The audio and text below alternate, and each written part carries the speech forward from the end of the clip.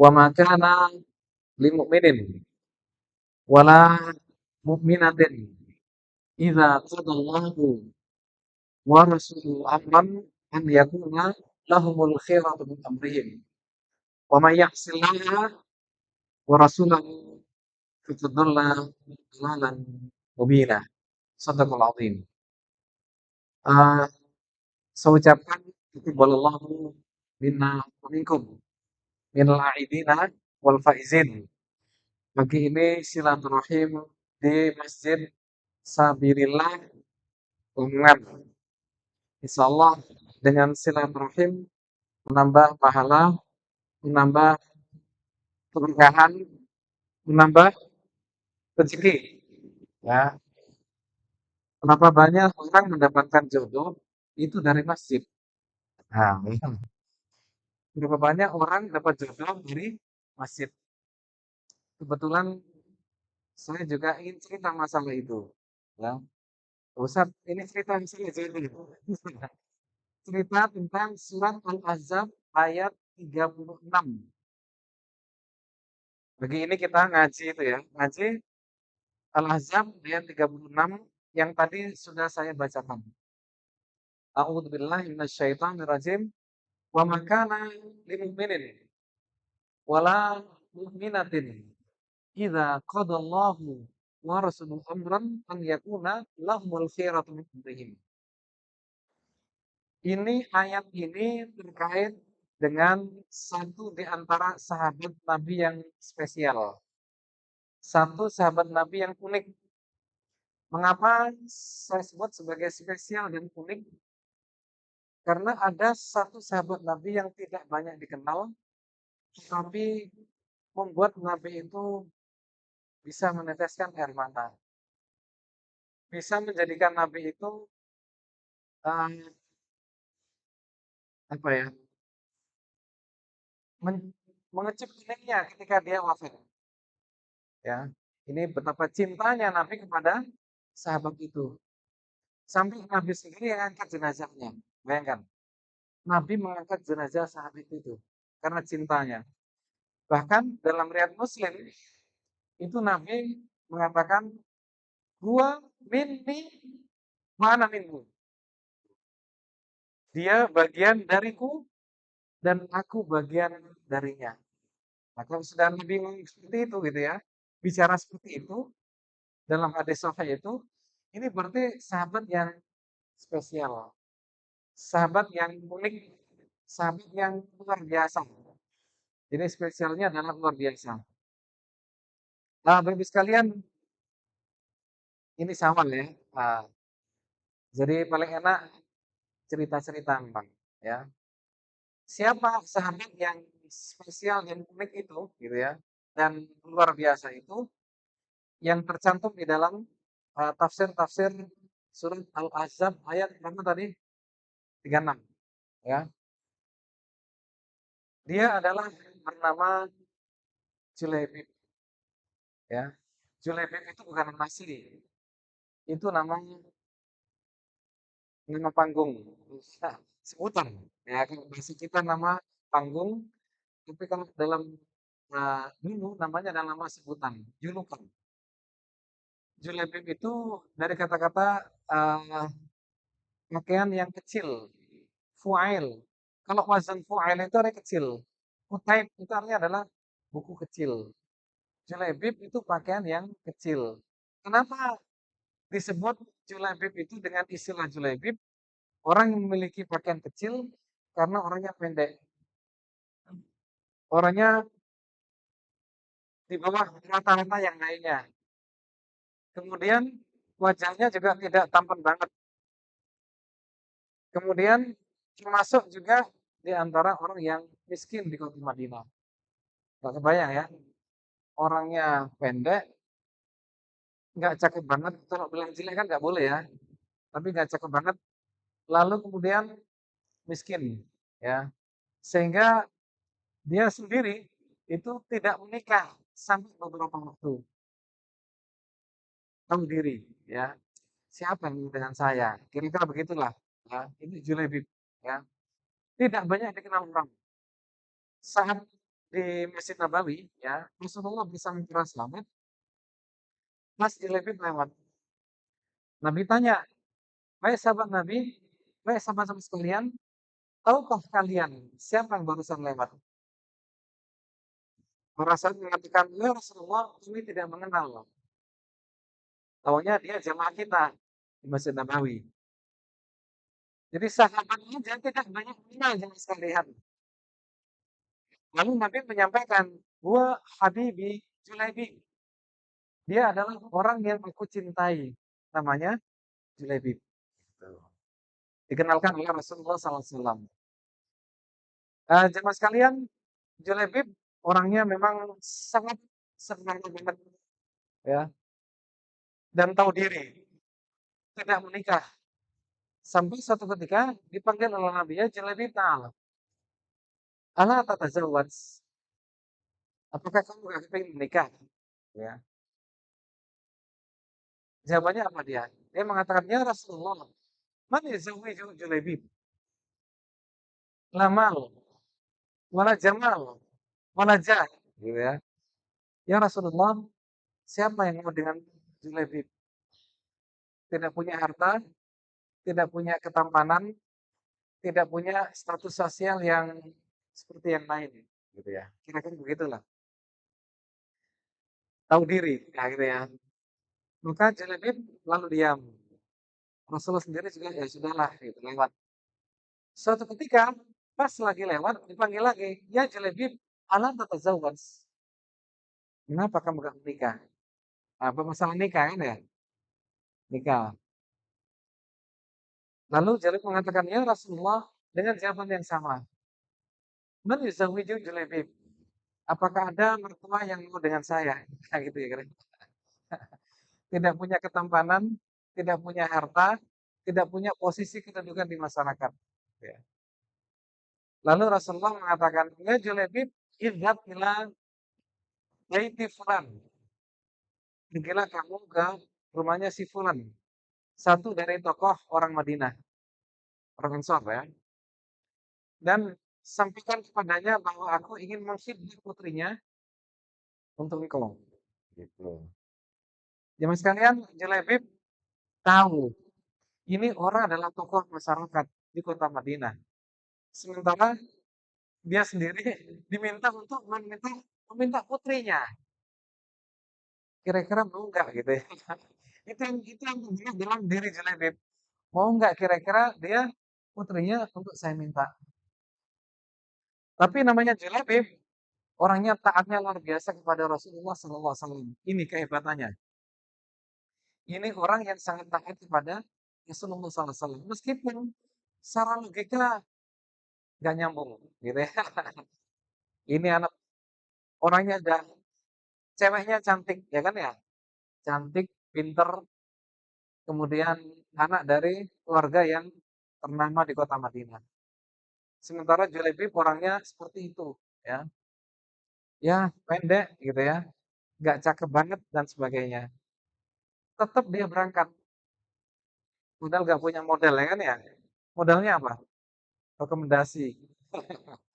Rekomendasi dari mana? Dari Rasulullah Shallallahu Alaihi Wasallam. Wah ini modalnya rekomendasi.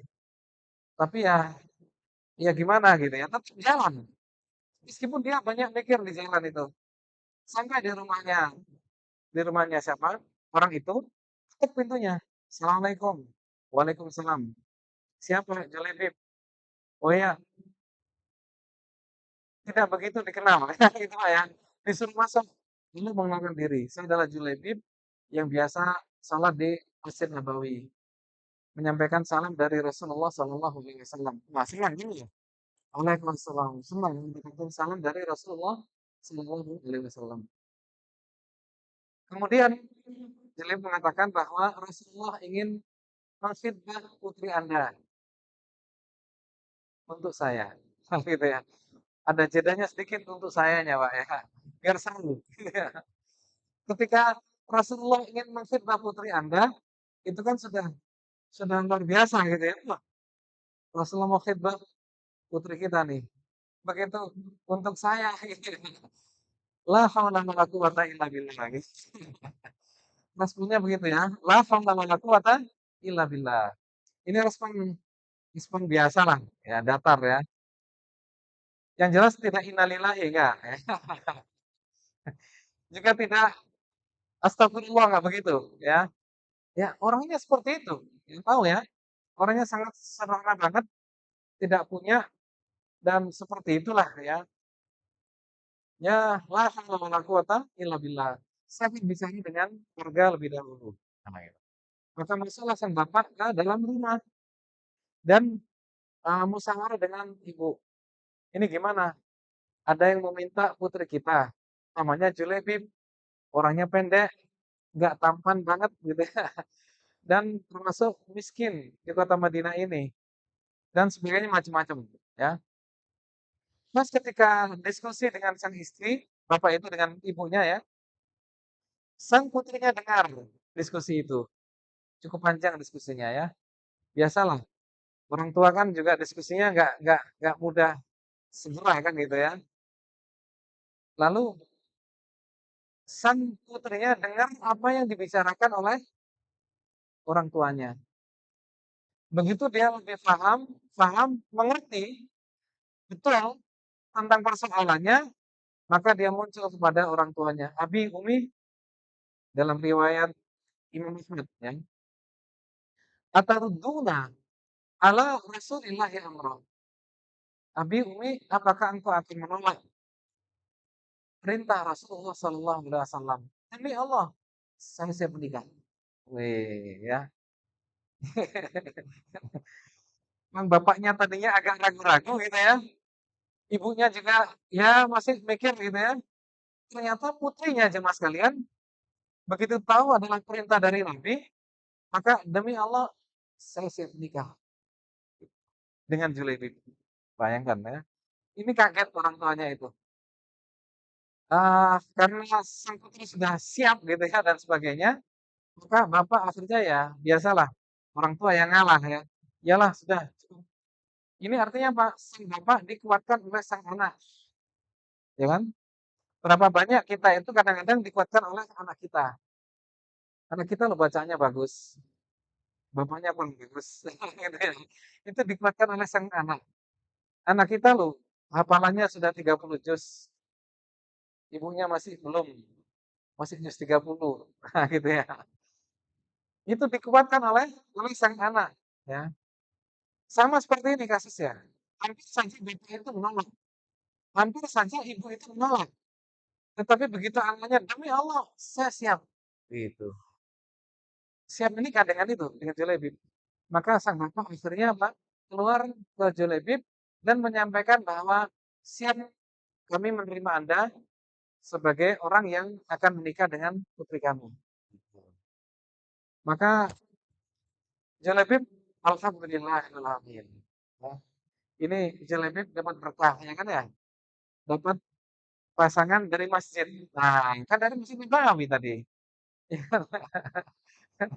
Siapa tahu nanti jenengan umrah gitu ya, ketemu dengan jamaah gitu ya, dapat pasangan di sana, gitu ya.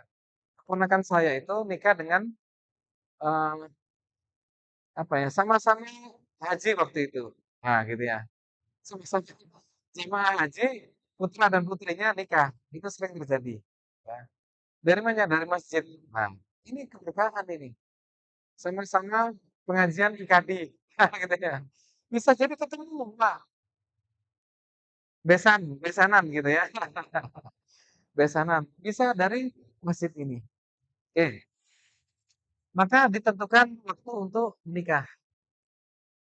Sudah disepakati tanggalnya, harinya, dan sebagainya, maka dilaksanakanlah akad nikah antara Julebib dengan putri seorang apa tadi, seorang apa itu, kepala suku ya, atau orang ya punya posisi lah di kota Madinah.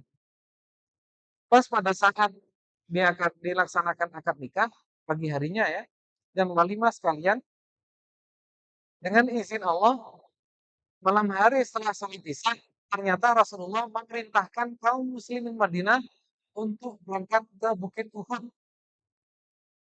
Mengapa ke Bukit Uhud? Karena orang Quraisy sudah berangkat dari kota Mekah untuk menyerang kota Madinah. Jadi sudah bergerak Pak itu Pak. Dan Rasulullah ingin kita hadapi mereka orang Mekah di Bukit Uhud, bukan di dalam kota. Kalau di kota nanti masalah, banyak kerusakan di dalam kota. Maka dihadapi di luar. Di mana? Di Bukit Uhud. Maka para sahabat ketika itu teriak, "Hayya 'alal jihad, hayya 'alal jihad, hayya 'alal jihad." Gitu. Belum ada WA waktu itu ya. Belum ada soundwork waktu itu ya. Sehingga hanya teriakan hayya 'alal jihad, hayya 'alal jihad, hayya 'alal jihad. Maka kaum muslimin waktu itu mereka segera berkemas-kemas siap untuk menyambut perintah Rasulullah Shallallahu Alaihi Wasallam. Julaibib ini malam pertama, ya kan ya? Lalu barusan nikah, ya kan? Ternyata habis Isya mendapatkan apa tadi? Instruksi dari Nabi untuk berangkat ke Bukit Uhud.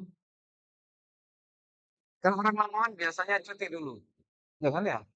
Cuti kerja selama berapa? Lalu Lamongan, terutama kalau ASN ini, ASN ini atau ya sama aja lah kerja ya. Itu kalau nikah itu biasanya cuti dulu selama 1 pekan, ya. Bahkan ada yang 2 pekan itu ya. 1 pekan cuti, kenapa? Karena menikah, gitu. Kan wajar ya, wajar. Julebib ini adalah pada malam pertama jemaah sekalian. Diminta berangkat ke Bukit Uhud. Dan dengan izin Allah, dia sudah sepakat sama istrinya. Bahwa malam itu adalah dia berangkat ke Bukit Uhud. Yes. Istrinya sudah siap melepaskan, Julebib juga sudah siap untuk berangkat bela tanah air. Wah, bela tanah air betul ya? Kan Madinah mau diserang, harus dipertahankan. Dalam bahasa kita adalah bela tanah air, bela kampung, kampung Madinah, gitu. Ternyata Julaibib berangkat pada malam hari itu jemaah sekalian. Ini hebat kan ya, luar biasa. Ini yang diceritakan dalam ayat itu. Wa ma kana lil mu'minin wala mu'minatin idza qadallahu wa rasuluhu amran an yakuna lahumul khiyarah. Seorang mukmin mukminah kalau mendapatkan perintah dari Allah dan Rasulnya, maka tidak ada pilihan yang lain. Dia berangkat, gitu ya. Tidak ada alternatif yang lain. Siap mengambil perintah itu, siap mengambil instruksi, gitu Pak ya. Meskipun sangat mungkin untuk cuti dulu, tapi bagi dia enggak, ini bela tanah air. Kalau sampai negara ini kebobolan gitu ya, habis semuanya. Maka berangkatlah dia untuk ke Bukit Uhud. Jemaah sekalian, singkat cerita, peristiwa Uhud terjadi dan ada sekitar 70 syuhada Uhud ya, di antara para sahabat-sahabat kita, sahabat Rasulullah di Bukit Uhud. Saat dikumpulkan semuanya jemaah sekalian, para sahabat lapor, "Ya Nabi, para syuhada sudah siap, sudah kami kumpulkan, siap untuk dikuburkan." Tapi responnya Nabi apa? Ketika itu dia mengatakan, "Walakin ya, faqadtu habibi Julaibib." Gitu ya. Saya kehilangan satu di antara satu sahabatku namanya Julaibib. Di antara yang hidup tidak kelihatan, di antara para syuhada juga tidak kelihatan. Tolong cari. Itu bahasa kita begitu ya. Tolong dicari Julaibib. Para sahabat tengok-tengok belum kelihatan gitu ya, nyari di beberapa wilayah. Sampai akhirnya kemudian tanya, laporan lagi pada Nabi, "Ya Nabi, kami tidak menjumpai Julaibib." Gitu. Bayangkan, tidak menjumpai Julaibib, orangnya kecil soalnya kan, nggak kelihatan gitu. Lalu Nabi menyuruh lagi, "Saya minta dicari sekali lagi." Gitu. Di mana Julaibib berada. Maka para sahabat pada mencari lagi kedua kalinya jemaah sekalian. Sampai akhirnya ketemu di balik sebuah bukit kecil. Yang di situ Julaibib itu wafat atau syahid. Dan di antara Julaibib ada 7 orang kafir Quraisy. Artinya apa? Julaibib telah menyelesaikan menghadapi 7 orang kafir Quraisy. Meskipun dia sendiri harus syahid. Gitu ya. Masya Allah. Ini orang yang tidak terkenal banget. Tidak terkenal banget, betul ya? Semasa hidupnya tidak dikenal oleh para sahabat, hatta ketika wafatnya pun hampir tidak ditemukan jamaah sekalian. Makanya tidak harus jadi orang terkenal, ya. Yang harus terkenal itu kalau wali kota itu harus. Calon wali kota, calon anggota dewan, nah itu nggak apa-apa itu harus kenal itu. Calon bupati ya itu, ya itu silakan terkenal. Tapi kalau bukan itu, ya harus, ya tidak harus semua orang itu terkenal. Makanya ketika kita tidak dikenal orang, tidak apa-apa. Sama seperti Julaibib, ya. Begitu ditemukan jemaah sekalian, maka Rasulullah segera meluncur ke tempat itu. Sampai di sana kemudian Rasulullah melihat ternyata benar itu adalah Julaibib. Kemudian Rasulullah meletakkan kepalanya di atas pangkuannya, ya. Ustadz Mahmud Hasanat menceritakan, orang Palestina ini cerita, saat itulah Nabi meneteskan air mata, dan tetesan air mata mengenai mukanya Julaibib. Bayangkan, hebat kan ya? Siapa yang bisa mendapatkan tetesan air mata Rasulullah SAW? Itu luar biasa itu. Dan netes ke mukanya Julaibib. Itu luar biasa banget bagi saya. Nggak semua orang bisa mendapatkan itu, dengan sekalian. Anda masih tahu Ukasha ya? Ukasha itu adalah seorang sahabat yang ingin kisah kepada Rasulullah SAW. Ya Nabi, waktu itu engkau pukul saya.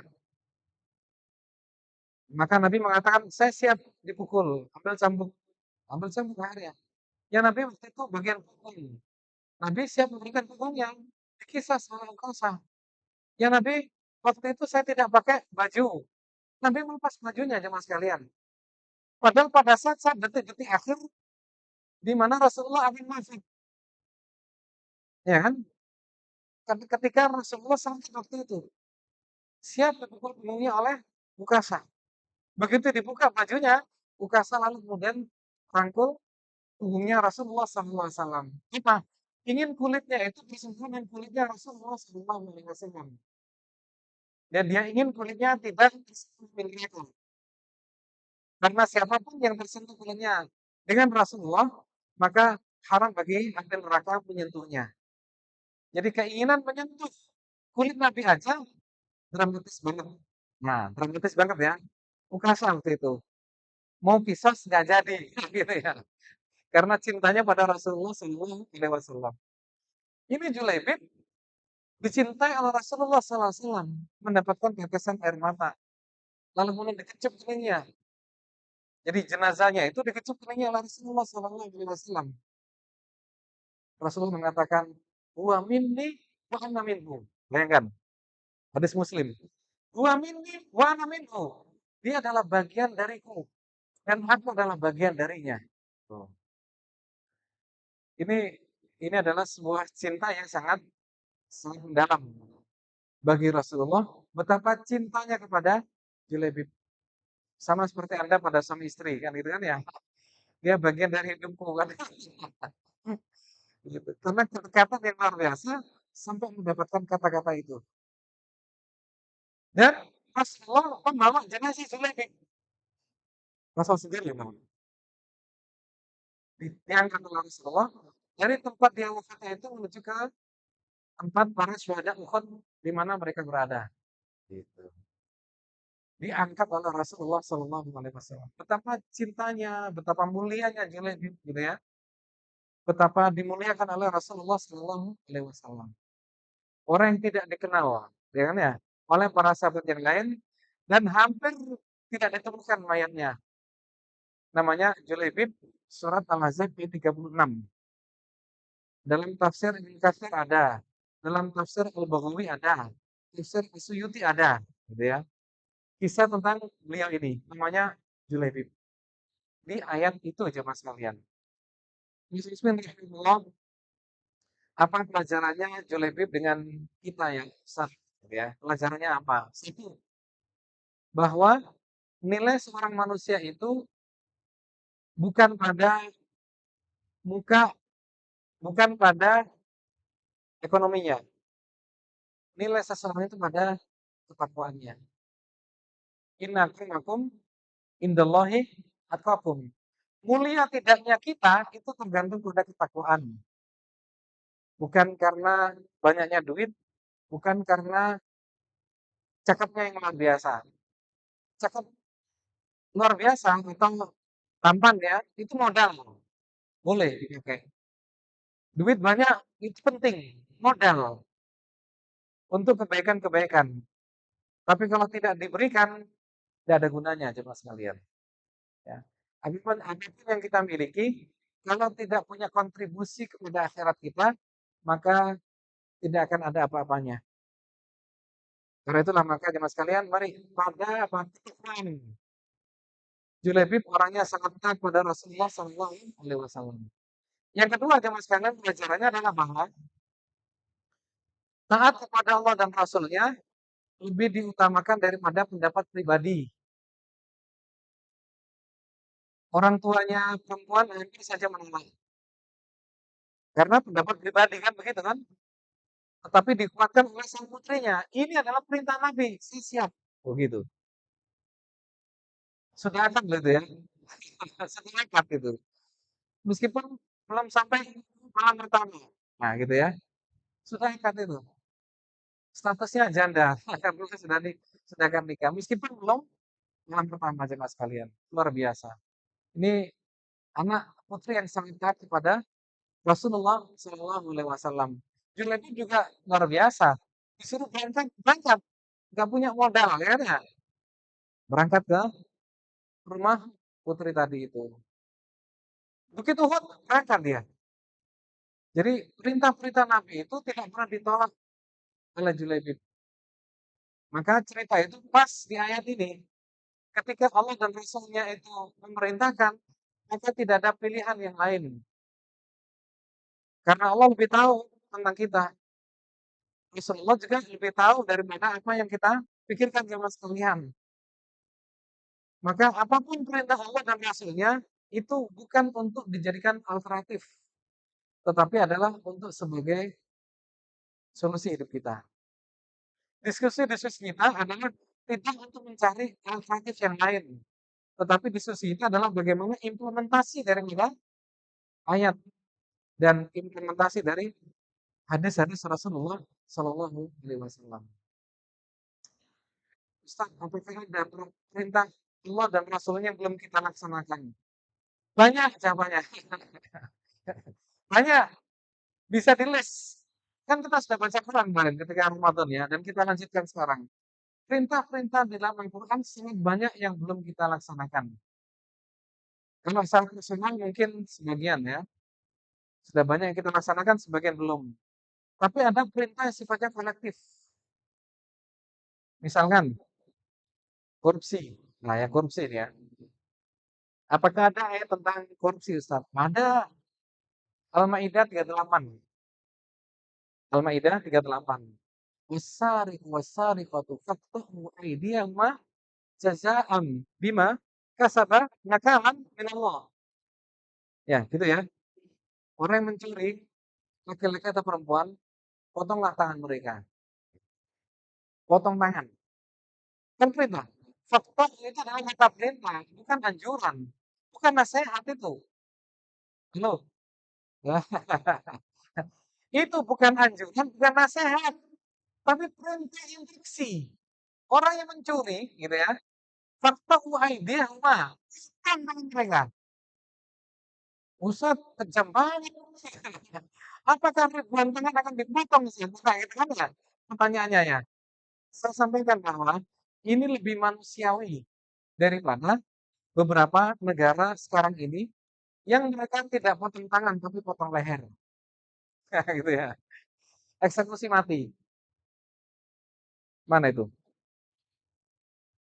Cina. Nah, Cina ya. Beberapa waktu yang lalu Cina itu eksekusi mati. Seperti koruptor. Mana lagi Mas? Rusia, ya. Rusia itu juga sama.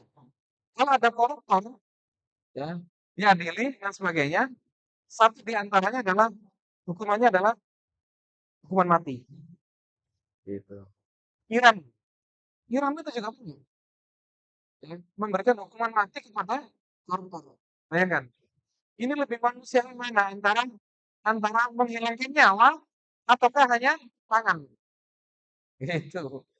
Saya bilang ini lebih manusiawi. Masih punya anak, masih punya keluarga, masih punya dan sebagainya. Anak-anaknya, ya kan, istrinya dan sebagainya. Mereka butuh kehidupan. Jadi tidak lehernya dipotong ya. Ini tidak kehidupannya yang dihabisi, tetapi adalah hanya tangannya saja. Gitu. Halo, ya. Ketika tidak dilaksanakan, biasanya semakin banyak orang korupsi. Diskusinya panjang banget, saya tahu itu. Sampai berjam-jam, sampai langit memang yuk selesai-selesai. Betul Pak ya? Sudah ditahan, tiba-tiba keluar sendiri, ya Pak ya? Gitu. Sudah ditahan, tiba-tiba keluar gitu ya. Ada aja jalan gitu ya. Jalan tuh ada macam-macam gitu. Ya Allah. Kalau bagi saya adalah bahwa potong tangan di dalam Al-Quran, surat Al-Ma'idah ayat berapa tadi? Berapa tadi ayatnya berapa? Ini ngantuk semua kayaknya nih. Halo, Al-Ma'idah ayat berapa tadi? 38. Bagus sekali nih. 38. Nanti kasih hadiah Mas. Mas. Ya. Al-Maidah 38 itu instruksi. Kalau ada koruptor itu dipotong tangannya. Bagi saya adalah sebuah upaya preventif. Preventif ya. Kenapa? Karena ketika dipotong tangannya, maka orang akan melihat kita punya tetangga nggak punya tangan. Ya Pak ya? Yang dipotong tuh hanya telapak mas. Bukan sampai sini enggak. Hanya telapak tangan doang. Duitnya banyak. Rumahnya gede. Tanahnya di mana-mana tapi nggak punya tangan. Itu kan menjadikan para tetangga takut. Ya kan? Ngapain punya uang banyak? Kalau hari raya nggak bisa, kalau hari raya kan susah. Ya betul kan?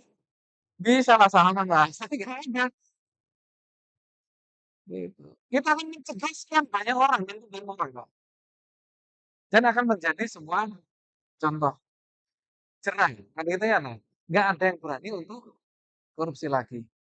Takut. Jangan-jangan nanti tangannya akan dipotong. Begitu. Mas, nggak dapat uang nggak apa-apa. Yang penting apa? Mulia. Nah, gitu Pak. Hidup itu. Ketika kita kemuliaan yang kita ambil, maka tolok ukurnya bukan masalah uang. Tolok ukurnya bukan masalah kekuasaan. Tolok ukurnya adalah akhlak, tidak mencuri, jujur. Itu yang terpenting. Ya kan? Kejujuran. Banyak pengusaha itu kalau ketika mendapatkan pegawai yang tidak jujur. Tahu Pak ya? Pintar gak jujur. Wah. Oke. Yang sekarang ramai itu kan gitu ya. Itu kan ketidakjujuran daripada hasil penelitian, Pak. Anda sudah mengikuti ya, yang sekarang lagi ribut ya, Mama Rika dan sama istri Will ya, ribut itu adalah banyak hal yang tidak ada kejujuran di sana. Penelitiannya dimanipulasi. Sehingga orang dituduh ini, dituduh itu. Padahal ada undang di balik. Ada undang di balik apa? Anda nggak kebayang. Punya Pak Lurah, Pak Lurahnya diambil. Itu marah nggak kira-kira? Punya bupati, bupatinya diambil. Gitu Pak. Kebayang nggak itu? Saya tuh juga merasa kalau saya punya gubernur, tiba-tiba terus diambil sama orang gitu ya. Saya juga akan kalah dengan kita ya. PRT itu meskipun sering ngantuk ya, tetap ya PRT kan gitu kan ya. Kalau diculik itu ya kita marah. Masa PRT mau diculik? Siapa yang berani nyulik PRT kita? Gitu. Gitu. Dunia ini begitu, Pak. Kondisinya begitu. Maka yang terpenting adalah kejujuran dan kebersamaan. Oke, lanjut. Pelajaran yang kedua adalah itu, bahwa perintah Allah dan Rasulnya harus kita laksanakan jemaah sekalian. Wajib kita laksanakan. Instruksi-instruksi Allah, instruksi Rasulullah SAW itu perlu kita les, Pak. Semua kata perintah di Al-Quran. Nah, ini tinggal cukup tanya aja pada AI, ya kan ya? Kan sekarang eranya AI sekarang ini.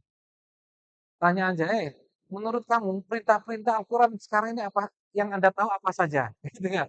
Cukup kata perintah. Kata perintah apa saja yang ada di dalam Al-Quran. Berikan. Langsung dikasih, seret. Berikan yang lain, seret. Berikan yang lain. Akan dikasih terus itu. Mau mau dikasih terjemahnya saja atau dengan Arabnya juga akan muncul itu. Mesin kan ya? Itu mesin. Kita minta akan muncul perintah-perintah apa. Jadi teks Al-Quran yang menggunakan perintah-perintah itu apa saja. Aqimus shalah, itu zakat. Itu kata perintah. Sholat itu perintah. Zakat itu perintah. Gitu ya. Bukan apa-apa. Perintah. Aqimus shalah, itu zakat. Gitu. Sebuah perintah instruksi. Namanya instruksi dari atasan ke bawahan itu ya sifatnya wajib. Nggak bisa nolak kita. Siapapun kita dapat instruksi dari atasan, jalan. Gak mau jalan, tinggal, lewat. Itu. Nek polisi ngono, Pak. Kalau polisi kepala gitu ya, kepala polisi. Anggotanya disuruh berangkat, ini berangkat. Tinggal, ya Pak ya. Gitu. Kita ini, ya Allah, Allah Maha sangat bijaksana. Masih kasih sayang, Pak. Diperintahkan masih belum melaksanakan. Ya kan? Ya salah siapa? Ya salah yang tidak melaksanakan. Menikah itu perintah ya. Pemerintah. Gitu. Karena ada yang nggak mau menikah itu. Saya punya murid itu satu itu laki-laki S2 padahal itu, nggak nikah-nikah gitu. Saya bilang, ya itu perintah, perintah gitu. Masih belum mau juga ternyata, ya Allah. Kayaknya harus sering-sering di masjid, ya, biar dapat biar dapat di masjid. Nah gitu. Oke lanjut, jemaah sekalian, pelajaran berikutnya adalah jangan meremehkan siapapun. Julebib nggak punya uang banyak. Julebib tidak cakep banget, tapi kita tidak boleh meremehkan siapapun. Banyak orang-orang biasa-biasa saja, tetapi sebenarnya adalah luar biasa. Gitu. Orang-orang kaya itu sekarang nggak kepingin kelihatan kayanya. Ya Pak ya. Kalau jalan-jalan itu pakainya sederhana. Ada di Gresik itu masjid apa? Al Fasluddin ya. Itu bantuan dari Mister Furi. Mister Furi saya sering ketemu. Karena dulu dia yang membangun Mahat Umar di Surabaya. Kalau datang ke Indonesia itu pakai pakaian biasa, pakai kaos lengan pendek, pakai topi. Bayangkan, nggak ketahuan uangnya banyak. Gitu. Pernah saya dapat tamu 11 orang di tempat saya, bantu masjid satu unit. Masjid satu unit, 11 orang. Saya tanya, ini jenengan saja atau yang lainnya juga? Ini saya saja, Ustaz. Yang 11, yang 10 yang lainnya ini akan mencan nanti ini. Ada yang ke Bali, kemana. Mereka juga membangun masjid masing-masing. Gitu. Makan biasa, pakai kaos lengan pendek, pakai topi, celana jeans, lumayan kan? Sepatuan. Ya Allah, nggak ketahuan kalau dia tuh sering bangun masjid. Nah, ya, ini nampaknya anak-anak muda ini juga nanti begitu insya Allah ya. Sering-sering bangun masjid nanti ya, insya Allah. Itu ya, kalau punya anak, kasih tahu anak-anak. Anak-anak, kalau bisa Anda bisa bangun satu unit atau dua unit masjid sebagai celengan akhirat. Gitu. Nggak usah dipikir sekarang. Yang penting cita-cita ada dulu. Allah akan cari jalannya nanti. Gitu. Bisa membangun unit masjid. Kenapa? Orang terhebat di dunia adalah Nabi Ibrahim alaihissalam. Halo. Orang terhebat di dunia ini adalah Nabi Ibrahim alaihissalam. Punya dua putra, yaitu Ismail sama Ishak. Dan beliau meninggalkan kedua anaknya adalah tempat ibadah. Apa itu? Ka'bah dan Masjidil Aqsa. Yang ditinggalkan Nabi Ibrahim apa? Tempat ibadah, yaitu Masjidil Haram atau Ka'bah dan satu lagi adalah Masjidil Aqsa. Yang sampai sekarang orang tetap datang ke sana, Pak. Ya kan? Ke Ka'bah, nggak ada berhentinya. Jadi tidak ada orang yang sehebat Nabi Ibrahim yang punya pengaruh sangat besar bagi dunia. Pengaruh dari aspek agama, karena banyak orang datang ibadah. Yang kedua adalah pengaruh dari aspek politik. Apa itu? Al-Aqsa. Kan banyak yang menguasai Al-Aqsa. Dulu Nasrani menguasai, Pak ya? Nah, gitu. Sekarang Israel ingin menguasai, kan begitu? Israel ya. Iya, kan kemarin sempat nggak boleh masuk itu. Dikunci semuanya kan sama mereka. Nggak dibuka. Nggak ada jamaahnya sama sekali. Karena mereka sedang menguasai sekarang ini. Polisi-polisi mereka ada di tiap-tiap pintu-pintu Masjidil Aqsa jemaah sekalian. Ya Allah. Sekarang lagi rame. Rumahnya Israel pada hancur kan ya? Ganti insyaallah nanti ya. Amin. Jadi orang terhebat adalah Nabi Ibrahim alaihissalam. Yang punya anak cucu, yang anak cucu itu adalah rata-rata adalah para nabi. Wah, hebat kan? Satu di antaranya adalah Rasulullah Shallallahu Alaihi Wasallam. Allahu Akbar. Anak cucunya itu Pak, sekian turun, 10 turunan. Itu adalah para nabi-nabi. Maka jenengan nanti insya Allah begitu doanya. Ya Allah, anak turun kami nanti adalah para para ulama-ulama. Ya Bu ya. Mereka para pejuang-pejuang dakwah. Mereka yang membangun banyak masjid. Yang ini dan itu dan sebagainya. Minimal kita sendiri jamaah sekalian. Kita sendiri ikuti Nabi Ibrahim. Meninggalkan apa? Meninggalkan tempat ibadah. Jadi SHM-nya itu SHM apa? Kalau kita SHM harta dengan anak kita yang lebih ideal adalah tempat ibadah.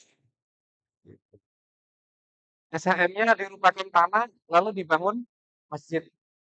Itu milik kita sesungguhnya. Selama tidak dijadikan sebagai tempat ibadah atau wakaf ya, jariah, maka belum tentu kita merasakan jemaah sekalian. Kita meninggal dunia, kalau harta yang kita tinggalkan itu tidak untuk sebagai kebaikan masjid atau wakaf kebaikan, maka bisa jadi terputus kebaikan kita. Saya termasuk senang dengan orang yang wakaf masjid ini. Ini wakaf ya Pak ya? Punya siapa? Punya siapa? Belum diwakafkan. Nah, dibebaskan.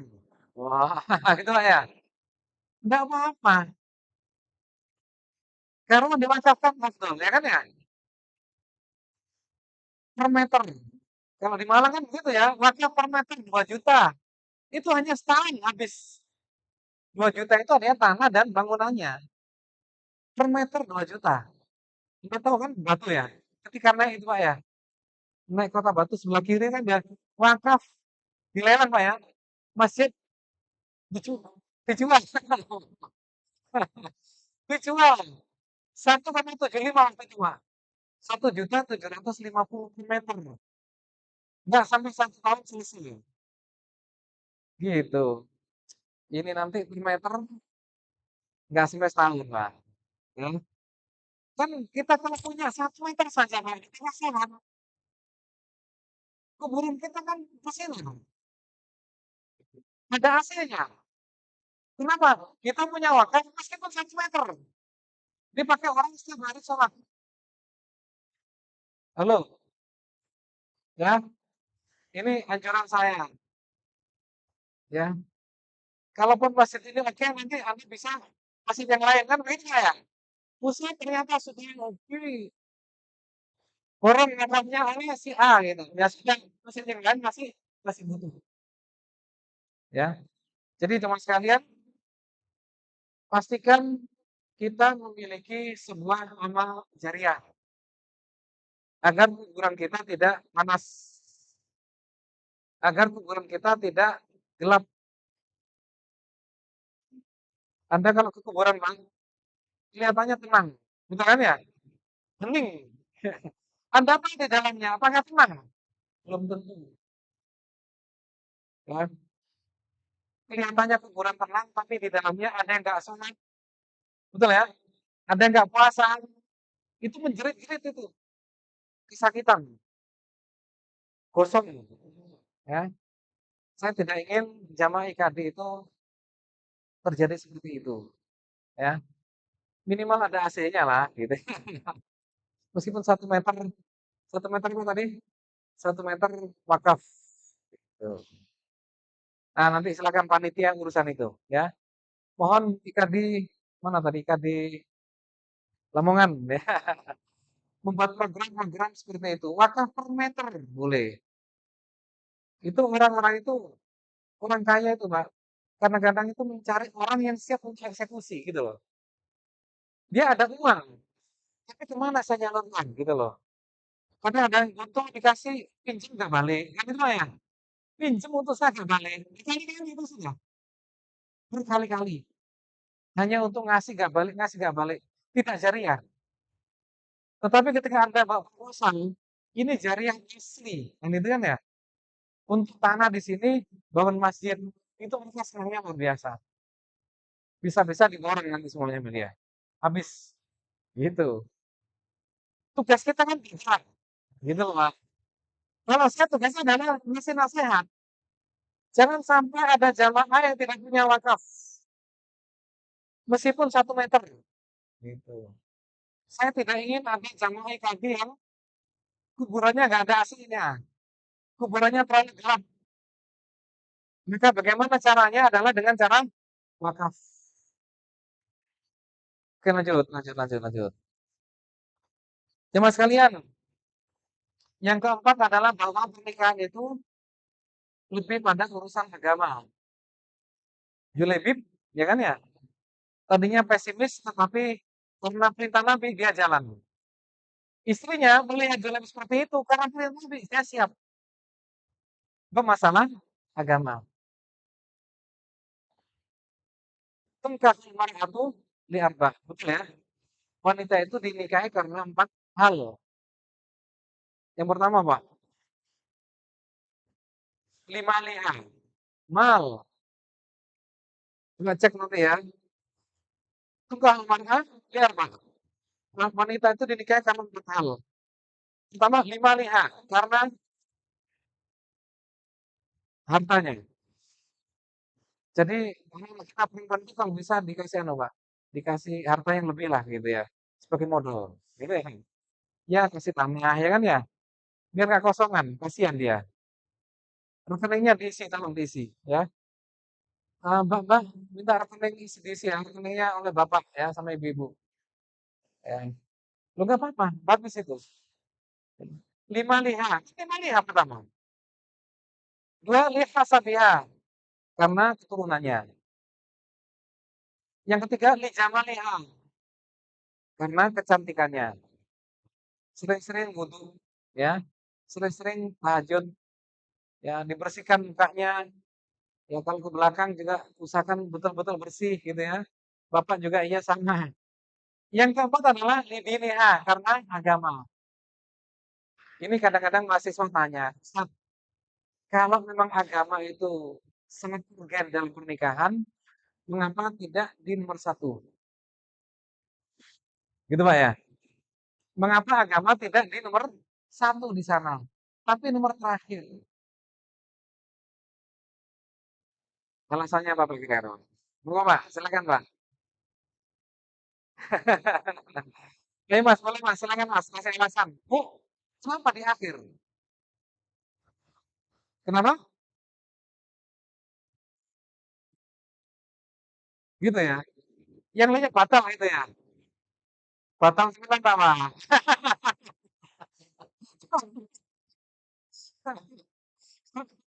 Logikanya seperti apa kira-kira?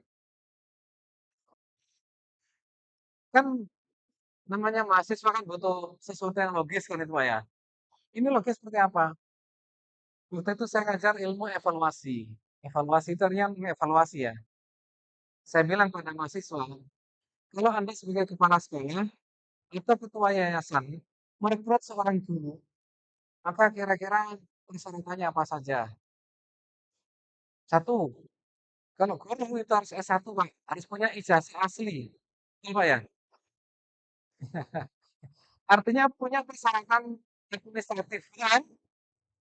Dibutuhkan 3 orang guru di SD ini kan itu Pak ya? Kan banyak lamar itu. 40 berkas yang datang. Dari 40 berkas, 40 orang yang berkas yang datang itu adalah diseleksi Pak ya? Nah, tahap pertama adalah seleksi berkas. Dari 40 itu maka menjadi 10 orang yang layak. Bisa jadi yang punya ijazah asli hanya emang pasti semua enggak lah. Maksud saya yang connect ijazah asli yang connect dengan bidang gitu loh maksud saya. Kalau dibutuhkan bahasa Arab maka ijazah aslinya harus bahasa Arab kan gitu. Betul ijazah asli tapi nggak bahasa Arab kan nggak bisa connect. Betul. Maka seleksi berkas satu. Yang kedua apa? Kalau guru biasanya adalah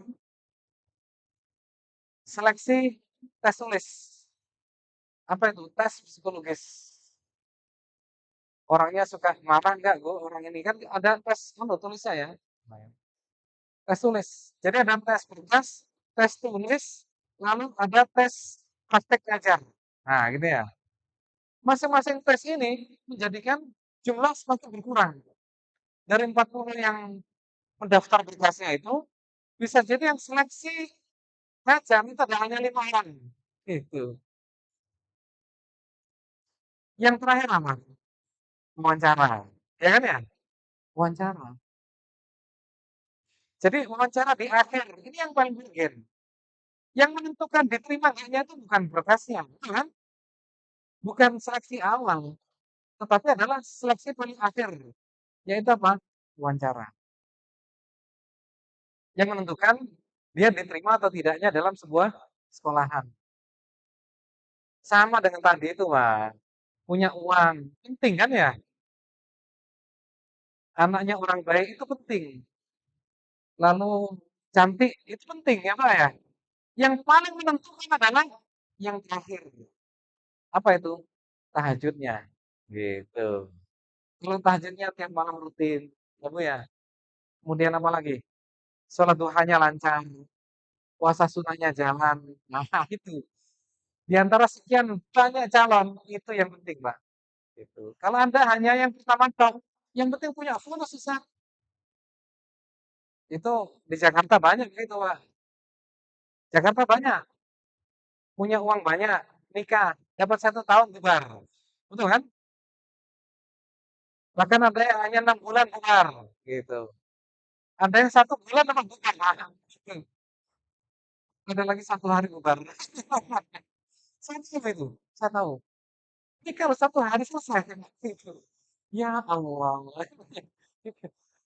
Allah Akbar. Ya, ya karena seleksinya kurang. Jadi yang menentukan adalah yang terakhir, bukan yang seleksi awal. Lanjut. Jamaah sekalian, yang kelima adalah bahwa istighfar kepada Allah dibuktikan dengan pengorbanan. Julaibib mengorbankan waktunya. Harusnya dia malam pertama dengan istri, dia siap untuk berangkat ke Bukit Uhud gitu. Dan dia mengorbankan dirinya sampai siap mati syahid. Luar biasa Pak ya. Allah Akbar. Iman itu butuh pengorbanan. Datang ke masjid, ayah, waktu, tenaga, biaya dan sebagainya itu siap. Begitu Pak. Menjadi pengurus masjid harus siap. Nggak boleh mundur. Ya, saya minta kalau Anda diminta untuk menjadi pengurus masjid, tidak boleh menolak. Bu ya, kasih tahu sama Bapak, nggak boleh Pak. Nek diminta harus maju. Siap bantu. Gitu. Tunjukkan pengorbanan kita, waktu kita, rapat ya, rapat-rapat kan waktu ya, waktu, tenaga, bahkan datang patungan gitu kan. Allah Akbar. Iman itu butuh pengorbanan. Kalau ada orang iman itu tidak mau berkorban, itu tidak ada apa-apanya jemaah sekalian. Lanjut, pelajaran berikutnya adalah bahwa Nabi memberikan perhatian kepada orang lemah. Pemimpin yang baik adalah pemimpin yang care dengan orang yang tidak mampu. Dulu ada ya namanya isu wong cilik. Nah, pernah ya? Jadi ada calon yang sangat care dengan wong cilik. Nah, dibantu Pak jadi presiden. Kan itu Pak ya? Sekarang juga MPG itu juga wong cilik itu Pak. Gitu ya. Ditiru kan itu ya. Saya tidak masalah MPG-nya, tetapi adalah bahwa pemimpin yang baik adalah yang care dengan orang yang tidak mampu. Maka ada kita-kita juga punya pikiran ke sana, Pak. Harus punya. Siapa orang yang tidak mampu di wilayah kita harus punya support pada mereka. Memberikan sesuatu. Jadi ciri orang yang baik adalah dia sangat dekat dengan orang yang tidak mampu. Seorang Yahudi pernah masuk Islam gara-gara dia tanya kepada seorang sahabat, eh, nabimu itu yang di kota Mekah, kan masih di kota Mekah ya, itu cirinya seperti apa? Gini, gini, gini. Kalau dia dengan orang yang miskin bagaimana? Oh, dia sangat membantu, care, dan sebagainya. Ada 3 pertanyaan, satu di antaranya adalah care dengan orang fakir miskin. Ketika tiga-tiganya dijawab itu, maka Yahudi itu masuk Islam.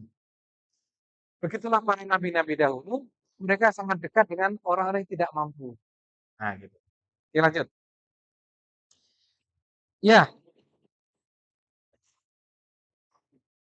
oh ya, silakan, silakan. Oke, silakan. Terakhir dari saya. Ah, oke. Jemaah sekalian, terakhir adalah bahwa kesabaran dari tekanan sosial itu diganti oleh Allah dengan kemuliaan. Julebib ini kan sabar ya, dengan tekanan sosial. Terus gak ganteng, pendek gitu ya, gak punya uang gitu ya. Ini dia takdir ini, tekanan sosial. Dan dia sabar. Allah ganti dengan kemuliaan. Apa itu? Satu, wafatnya syahid, ya kan?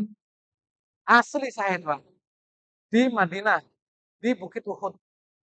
Jadi kalau Anda ketika ke Bukit Uhud, itu kemarin ya, berangkat ke sana dan mendoakan para syuhada Uhud, satu di antara mereka adalah Julebib.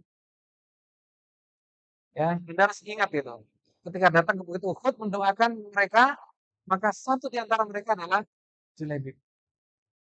Itu mulia jemaah sekalian. Ya, syahid meninggalnya. Yang kedua adalah mendapatkan istri yang salehah, gak sembarangan. Ya. Kemudian kedua, yang ketiga adalah Nabi cinta pada Julebib. Sampai muncul kata-kata, huwa minni wa ana minhu. Dicintai oleh Allah, dicintai oleh Rasulullah SAW. Yang keempat adalah kisah dia akan dikenang oleh kaum muslimin seluruh dunia. Hari ini kita bicara, anak kita juga nanti pasti akan mendapatkan cerita ini. Cucu kita juga akan mendapatkan cerita ini jemaah sekalian. Dan cicit kita juga akan dapat ketika sampai pada surat Al-Ahzab ayat 36. Dikenang oleh banyak orang sedunia. Tidak terkenal tapi dikenang oleh semua orang, hampir semua orang ya. Sekian banyak orang umat Islam seluruh dunia dari seluruh generasi jemaah sekalian. Allah Akbar. Ini adalah sebuah apa ini? Sebuah hadiah yang Allah berikan kepada orang seperti Julebib. Sabar menghadapi tekanan sosial. Maka jemaah sekalian, kalau kita ada apa-apa di masyarakat, kuncinya adalah sabar. Maka Allah akan ganti dengan yang lain. Yakin, Pak, pasti diganti. Jangan pernah merasa saya lagi diuji nih. Ini kok gini terus ya. Jangan sekali-kali suudzon kepada Allah. Karena Allah selalu inda dzanni abdi. Sesuai dengan prasangka hambaku. Yakin pasti Allah kasih yang lain, Bang. Anda misalkan dijatuhkan dalam sebuah lembaga, pasti Allah akan angkat di lembaga yang lain. Bahkan bisa lebih tinggi daripada yang semula. Gitu. Allah Akbar. Yakinilah, pasti akan terjadi pada kita-kita semuanya. 1 jam lebih. Kultum, kuliah 70 menit. Nah, ya. Terima kasih pada semuanya. PR-nya tadi satu ya. PR-nya satu adalah, ini tadi satu. PR-nya adalah menjaga keikhlasan dalam beramal. Yang kedua adalah jariahnya dijalankan. Jariahnya dijalankan. Maka saya minta IKD sering-sering buka jariah, ya, membebaskan masjid, membebaskan rumah yatim piatu, gitu ya, atau wakaf Al-Quran, gitu ya. Cari-carilah, udah. Intinya apa? Untuk kebaikan jamaah, bukan siapa-siapa, kita semuanya. Kita tutup dengan doa, semoga Allah berikan keberkahan kepada kita semuanya, dan kita bisa termasuk ahlul jinnah. Amin, ya rabbal alamin. A'udzubillahi minasyaitonirrajim. Bismillahirrahmanirrahim. Allahumma shalli ala Muhammadin wa ala alihi sajma'in. Rabbana zalamna anfusana wa illam taghfir lana wa tarhamna lanakunanna minal khasirin. Rabbana la tuzigh qulubana ba'da idh hadaitana wa hab lana min ladunka rahmah innaka antal wahhab. Rabbana hab lana min azwajina wa dhurriyyatina qurrata a'yun waj'alna lil muttaqina imama. Rabbana la tu'akhidna in nasina aw akhtana. Rabbana wa la tahmil alaina isran kama hamaltahu 'alal ladzina min qablina. Rabbana wa la tuhammilna ma la taqata lana bih. Wa'fu 'anna waghfir lana warhamna anta maulana fansurna 'alal qaumil kafirin. Allahumma innaka ta'lamu anna hadhihi qulub qad istamat ila mahabbatik wa taqat ala ta'atik wa tawahhadat ala da'watik wa ta'ahadat ala nusrati syari'atik. ووثق اللهم رابطتها وأدم مدها واهدها سبلها واملأها بنورك الذي لا يهبو واشرح صدورها بفيض الإيمان بك وجميل التوكل عليك وأحيا بمعرفتك ومثل الشهادة في سبيلك إنك نعم المولى ونعم النصير. ربنا آتنا في الدنيا حسنة في الآخرة حسنة وقنا عذاب النار والحمد لله رب العالمين. الفاتحة. إياك نعبد وإياك نستعين الصراط المستقيم صراط الذين أنعمت عليهم غير المغضوب عليهم. Assalamualaikum warahmatullahi wabarakatuh.